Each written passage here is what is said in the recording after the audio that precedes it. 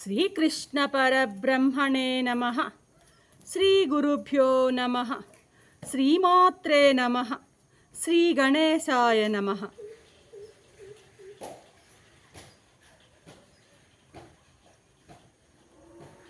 ప్రియాత్మబంధువులారా, నిత్య జీవితంలో భగవద్గీత 409వ భాగం 16వ అధ్యాయం దైవాసుర సంపత్ విభాగ యోగం. ఇక ఈ దైవీ గుణాల యొక్క పరంపరని చెప్పుకుంటూ ఉన్నాం. ఈ ఎపిసోడ్లో 25వ దైవీ గుణం అయినటువంటి అద్రోహం అనే గుణంపై కొద్దిగా ముచ్చటించుకుందాం. మామూలుగా 12వ అధ్యాయంలో కూడాను భక్తుని లక్షణాలు చెప్పేటప్పుడు అద్వేష్ట సర్వభూతానాం అంటారు స్వామి అన్నమాట. ఆ అద్వేష్ట సర్వభూతానాం అని చెప్పిన మాట ఇక్కడ అద్రోహానికి సరిపోతుంది కరెక్ట్గా.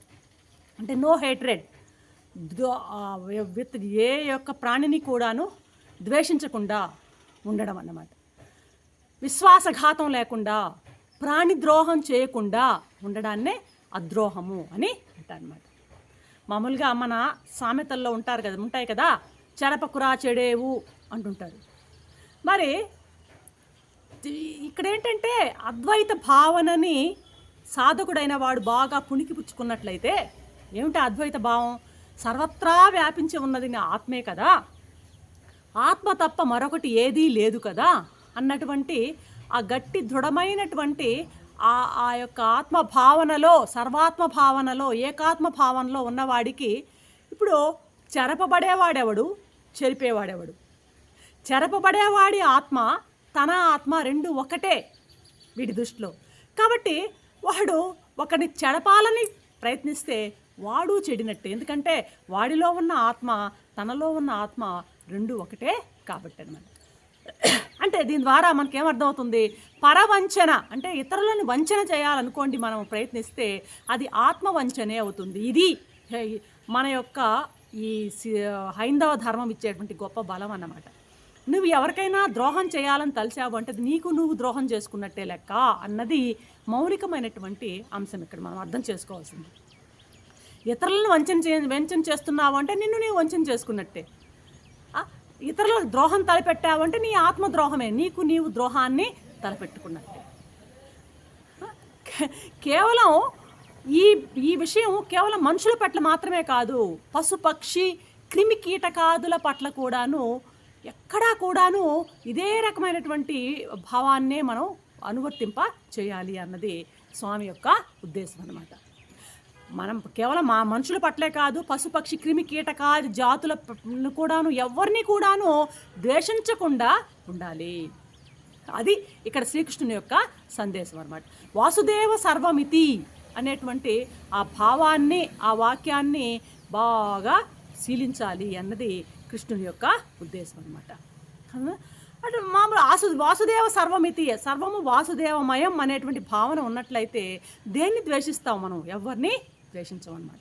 భగవద్గీత యొక్క మౌలికమైన సిద్ధాంతం ఏది? ఆత్మౌపన్యేన సర్వత్రా అంటాడనమాట. అంటే సర్వత్రా వ్యాపించి ఉన్నది ఆత్మ, సర్వత్రా ఏకంగా ఏకరూపంగా ఉన్నటువంటి అన్నింట జడ చైతన్యాలలోనూ సకల చరాచరాలలోనూ వ్యాపించి ఉన్నది ఒకే ఒక ఆత్మ అన్నది ఆ సూత్రాన్నే భగవద్గీత మళ్ళీ మళ్ళీ మనకి చెప్తుందన్నమాట.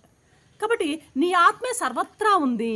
కాబట్టి సర్వత్రా ఉన్నటువంటి నీ ఆత్మ నీ స్వరూపమే. కాబట్టి నువ్వు దేనిని ద్వేషిస్తావు? దేనిని నీకు ద్వేషించడానికి ఇక్కడ అవకాశమే లేదు కదా. తనను తాను ద్వేషించుకోవడం ఉండదు కదా.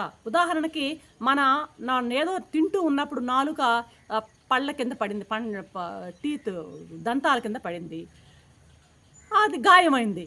అరే మరి నీ గాయం చేశాయి కదా అన్నటువంటి సుత్తి తీసుకుని పండ్లని కొట్టుతామా, మనము ఊడగొట్టుకుంటామా? లేదు కదా.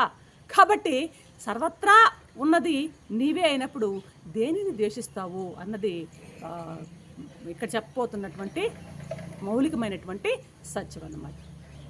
సమస్తము వాసుదేవుడే అనేటువంటి దృఢ భూమికని బాగా శీలించి ఉన్న వ్యక్తి ఎవరిని ద్వేషించడు, ఎవరిని అసహించుకోడు, ఎవరిని తనకంటే భిన్నంగా చూడడనమాట. కాబట్టి స్వామి ఇక్కడ ఏం చెప్తున్నాడు మనకి అని అంటే, మామూలుగా ద్వేషం అనేది ఏ భూతం మీద కూడాను ఉండకూడదు అన్నది స్వామి చెప్తున్నటువంటి అంశం అన్నమాట. ఇక్కడ త్రికరణ శుద్ధిగా ఎవ్వరికి కూడాను ద్రోహం కానీ బాధ కానీ తలపెట్టకూడదు అన్నది ఇక్కడ మనం నేర్చుకోవాల్సినటువంటి సత్యం అన్నమాట. మలవాల సద్గురు స్వాముల వారు మనుషుల్ని విభజిస్తూ ఉంటారన్నమాట. ఇట్లా దివ్య జీవన ప్రగతిని బట్టి వాళ్ళ యొక్క ఆ స్టెప్స్ బట్టి వాళ్ళు ఆ సాధనలోను ఆ దివ్య జీవనంలోనూ ఏ స్థాయిలో ఉన్నారు అన్న దాన్ని బట్టి స్వామి 4 రకాలుగా మనుషుల్ని విభజిస్తూ ఉంటారన్నమాట. మొదటి వాళ్ళు మృగమానవులు అంటారు. రెండవ రకం వచ్చి మానవ మానవులట. మూడవ మానవులు దేవమానవులట.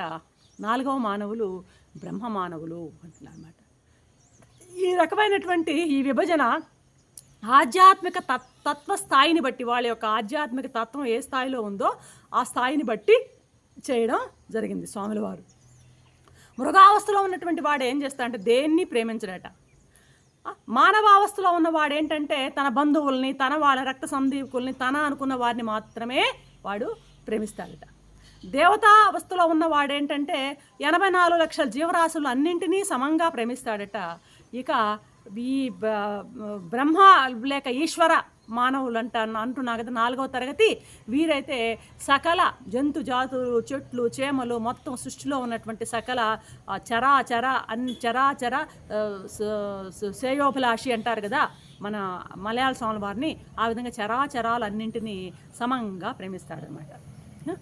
మామూలుగా దివ్య జీవనానికి ఇది ఒక సోపానంగా సిస్టంలో ఒక శ్లోకం ఉంది. అయం నిజ పరోవేత్తి గణనా లఘుచేతసాం ఉదార చరితానాంతు వసుదైవ కుటుంబకం అంటారు. దీని భావం ఏంటంటే వీడు నావాడు, వీడు పరాయివాడు అనేటువంటి క్షుద్ర మనస్తత్వం గలవారు మాత్రమే భావిస్తారు. వీడు నావాడు, వాడు నావాడు, వాడు నావాడు కాదు, పరాయివాడు అనే భావం కేవలం క్షుద్ర మనస్తత్వం కలిగిన వాళ్ళకి మాత్రమే ఉంటుందన్నమాట. ఉదార చరిత్రులైనటువంటి మహనీయులు ప్రపంచాన్నంతా కూడాను తమ కుటుంబంగానే భావిస్తారు. లోకంలో మహాత్ములుగా అవతార పురుషులుగా పేర్కొనబడినటువంటి పురుషులు అందరూ కూడాను యోగ వాసిష్టంలో పేర్కొన్నట్లు భేదభావం లేకుండా అందరినీ సమదృష్టిలో చూసిన వాళ్ళు మాత్రమే మహాత్ములుగా, గొప్పవాళ్ళుగా, అవతార పురుషులుగా పరిగణింపబడ్డారన్నమాట.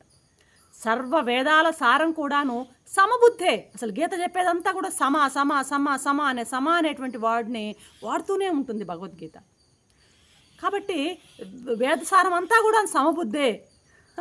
కాబట్టి అన్నమయ్య కూడా తన యొక్క కీర్తనలో ఇదే భావనని అది బ్రహ్మమొక్కటే పరబ్రహ్మమొక్కటే అంటూ ఈ భావాన్నే ప్రజల్లో నాటుకునేటట్లు అన్నమయ్య కీర్తనలు కూడా మనకి కనిపిస్తాయన్నమాట.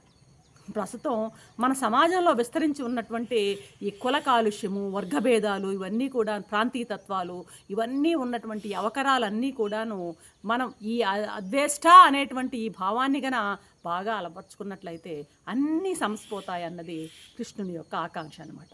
రేపటి ఎపిసోడ్లో మరొక అంశంతో మీ ముందుంటాను. అంతవరకు సెలవు. సర్వం శ్రీకృష్ణ చరణారవిందాత్. ఓం శాంతి శాంతి.